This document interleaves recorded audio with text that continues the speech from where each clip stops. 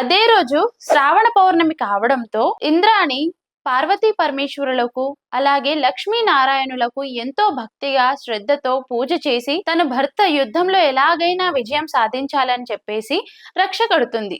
ఇక దేవతలందరూ కూడా ఇంద్రునికి రక్ష కట్టి యుద్ధానికి పంపిస్తారు.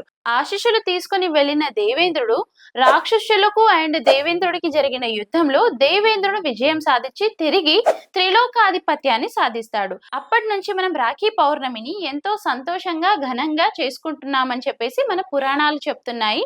అప్పటి నుంచే ప్రతి శ్రావణ పౌర్ణమి రోజుని మనం ఈ రక్షాబంధన్ ని చేసుకుంటాము. ఈ సంవత్సరం మనకి రక్షాబంధన్ ఆగస్టు 9వ తేదీన వస్తుంది. ఇంకెందుకు ఆలస్యం, మనందరం కూడా మన సోదరులకి మంచి జరగాలని చెప్పేసి మంచి ధ్యేయంతో వాళ్ళందరికీ కూడా రక్ష కట్టి మన రక్షాబంధన్ ని ఎంతో సంతోషంగా చేసుకుందాము. అందరికీ కూడా రక్షాబంధన్ శుభాకాంక్షలు.